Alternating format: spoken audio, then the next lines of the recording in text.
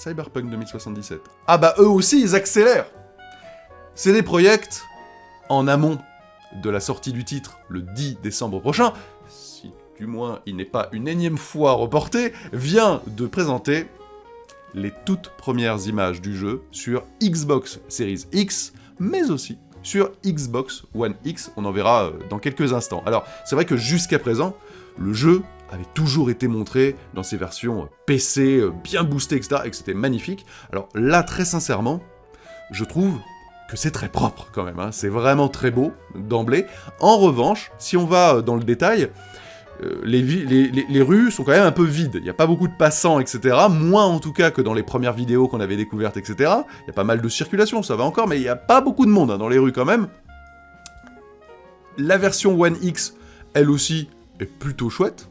Alors évidemment, c'est un petit peu moins fin que sur Xbox Series X, mais alors attention, hein, la version Xbox Series X ne bénéficie pas encore de la vraie grosse mise à jour next-gen, qui arrivera de manière indéterminée en 2021, mais on le sait, elle sera gratuite.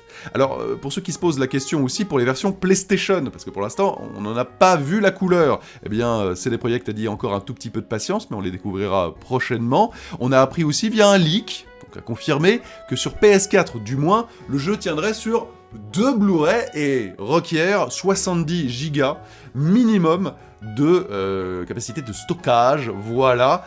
Bon, quelques images encore, hein, mais je trouve ça quand même assez propre, même si, évidemment, bon, peut-être pas encore au niveau des versions PC, mais il faudra attendre la mise à jour next-gen pour véritablement voir ce que la Series X et la PS5 auront véritablement dans le ventre. C'est prévu pour le 10 décembre, pour la sortie du jeu, et donc pour un peu plus tard en 2021, pour la mage next-gen.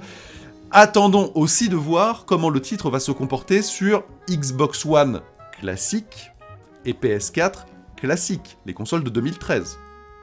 Parce que là, vous avez vu, c'est soit sur Series X, soit sur One X, qui est une console clairement plus puissante que la One, hein, et que la PS4. Donc il faudra voir, mais en tout cas, pour l'instant, ces premières images sont quand même, je trouve, plutôt propres. Même, vous me direz dans les commentaires ce que vous en pensez.